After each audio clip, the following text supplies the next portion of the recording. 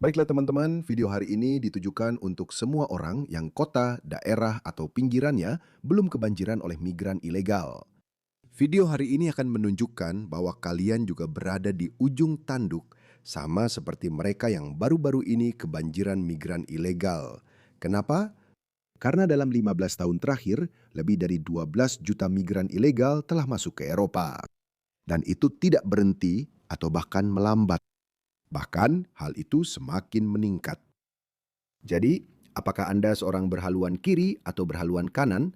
Apakah Anda peduli dengan topik ini atau Anda tidak peduli dengan topik ini? Atau bahkan Anda berkata pengungsi diterima tapi tinggal di daerah yang tidak ada pengungsinya. Kita sedang mencapai titik di mana setiap kota, setiap desa, setiap pinggiran kota bisa dibanjiri oleh migran ilegal. Lihatlah video berikut ini karena itulah yang benar-benar terjadi di Belanda. Kota Lostrek di Belanda malam ini, polisi anti huru-hara memukul kepala warga setempat dan melepaskan anjing kepada mereka karena menentang 110 migran tanpa pemeriksaan yang ditempatkan di komunitas mereka. Dan bagaimana dengan anjing-anjing itu? Anjing-anjing yang menyerang para pengunjuk rasa itu. Apa yang mereka tuntut? Kami tidak ingin para migran ilegal dibuang ke komunitas kami yang damai, karena kami tahu apa yang terjadi ketika orang-orang dari tanduk Afrika dan budaya dunia ketiga dibuang. Kasus penikaman meningkat. Kasus pencurian meningkat. Kejahatan seksual meningkat. Lihat ini, banyak video yang sudah beredar. Biar saya tunjukkan lagi beberapa. Lihat ini. Orang-orang ini dipukuli oleh polisi Belanda karena mereka mengatakan, kami tidak mau orang-orang ini di sini. Kami tidak mau mereka. Lihat itu. Bahkan tidak diizinkan untuk memprotes demi keselamatan dan kesejahteraan anggota keluargamu. Orang-orang ini punya keluarga. Mereka punya putri, saudari, pacar, istri. Dan mereka telah membebaskan 110 pria yang penuh nafsu. Yang lakukan apa yang mereka lakukan? Inilah yang mereka lakukan. Saya yakin kamu pasti sudah mendengar berita ini. Ini jadi berita besar kemarin. Pemerkosa Brighton ternyata sudah menjadi terpidana pembunuhan di Mesir. Lihat pria ini. Pria ini tidak punya rasa malu. Dia bahkan tersenyum. Dia telah melakukan pembunuhan di Mesir, lalu pergi ke Eropa, dan akhirnya sampai di Britania Raya. Dan kemudian dia membunuh seorang wanita berusia 33 tahun di sebuah taman. Dan saya berharap bisa mengatakan bahwa ini adalah kasus yang terisolasi, tapi kenyataannya tidak. Setiap statistik yang kami lihat menunjukkan bahwa migran ilegal, pria-pria bernafsu dari budaya dunia ketiga, terwakili secara tidak proporsional, bahkan sangat berlebihan. Izinkan saya menunjukkan beberapa statistik. Lihat ini. Pada tahun 2000, Inggris dan Wales memiliki 8.593 kasus, ketika Inggris dan Wales sekitar 82% berkulit putih. Oke. Loncat ke tahun 2023, ketika persentase kulit putih turun menjadi 70%. Lihat peningkatannya. Itu sekitar 8 kali lebih banyak dari sebelumnya. Inggris dan Wales naik dari 8.000 menjadi 68.000. Jerman naik dari 8.000 menjadi 39.000. Prancis naik dari 7.000 menjadi 42.000. Hanya Polandia, lihat ini. Polandia 2.399 dan jumlahnya sebenarnya turun. Kamu tahu kenapa? Karena Polandia berkata, kami tidak mau orang-orang dari negara dunia ketiga, budaya yang penuh nafsu, yang bahkan kehilangan kendali saat melihat kambing yang tidak tertutup dilepaskan. Di negara-negara beradab kami, di mana perempuan diizinkan berjalan bebas pada malam atau siang hari. Lihat ini. Saya rasa ini Brussels. Lihat apa yang mereka lakukan pada negara mereka. Wafel Belgia, coklat Belgia, itu yang membuatnya terkenal. Dan Raja Leopold juga.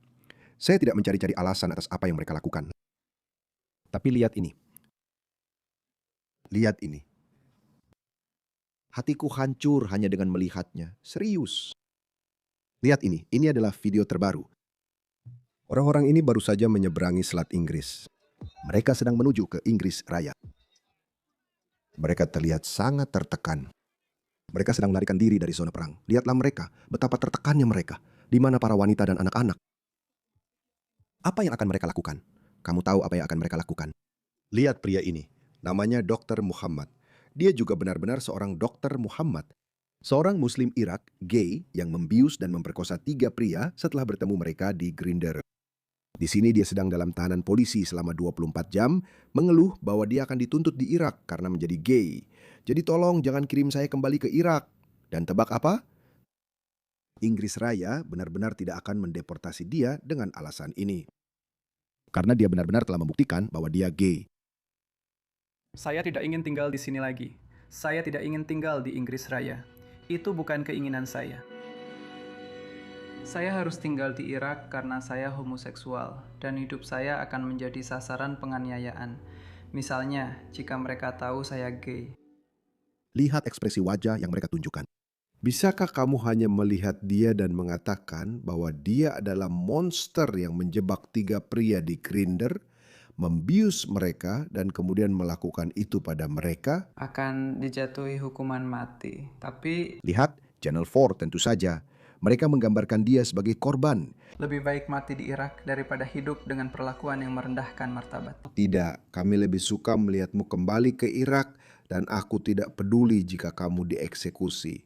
Lihat ini. Seorang pria bersenjata pisau asal Somalia mengaku membunuh seorang pensiunan berusia 77 tahun dan menikam 2 orang lainnya saat kebaktian peringatan Remembrance Sunday. Jadi inilah alasan mengapa orang-orang Belanda itu sebenarnya melakukan protes. Tapi polisi akan memukuli mereka. Jadi ini bisa terjadi pada kalian juga.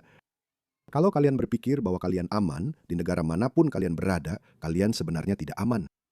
Karena ada agenda globalis yang sedang didorong oleh seluruh kaum kiri, baik yang kiri tengah maupun yang kiri jauh, hijau, dan woke. Mereka mendatangkan orang-orang ini dari budaya dunia ketiga, dari budaya yang bermusuhan, dari budaya yang sama sekali tidak punya kesamaan dengan budaya barat. Mereka didatangkan secara besar-besaran. Dan mereka dilepaskan di kota-kota kecil kalian. Ini akan terjadi pada kalian. Dan juga jika kalian berpikir, oh kita tinggal memilih partai sayap kanan. Tidak semudah itu. Ini sedang terjadi di Belanda. Izinkan saya mengingatkan kalian apa yang terjadi di Belanda. Saya yakin kalian semua tahu ini adalah negara Geert Wilders. Dan dia menang pada tahun 2023. Dia meraih kemenangan besar. Dan kita semua berpikir bahwa ya sesuatu akan terjadi sekarang. Mungkin dia akan mulai mendeportasi migran ilegal. Tapi sayangnya dia memang menang. Tapi tidak membentuk mayoritas. Jadi dia harus membentuk aliansi dengan partai politik lain. Dan mereka tidak membiarkan dia menjalankan tugasnya. Jadi pemerintah runtuh pada pertengahan tahun 2025. Dan pada pemilu berikutnya, dia bahkan tidak menempati posisi pertama. Jadi dia bahkan sudah tidak ada di pemerintahan lagi.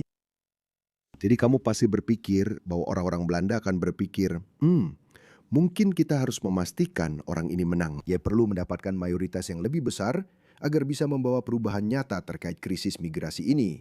Tapi tidak, itu memberitahumu bahwa negara-negara dengan banyak partai politik tidak bisa melakukan apa-apa karena pemerintahnya lemah. Dan saya tahu slogan ini sangat populer di Australia. Kita perlu memecah sistem unipartai. Saya mengerti mengapa One Nation mengatakannya, karena dia berada di luar 2 partai politik utama. Tapi ketika kita punya kue yang sama dan harus membaginya di antara 3 atau 4 orang, ya semua orang bisa makan, tapi tidak cukup. Dan hal yang sama terjadi pada pemerintahan. Jika kita memiliki 3 atau 4 partai politik di Australia, yang saya pikir kita akan punya 4 partai politik di Australia, tidak ada yang akan membentuk mayoritas dan tidak ada yang akan bisa melakukan apapun. Jadi situasi di Belanda memberitahu Anda bahwa krisis ini masih jauh dari selesai.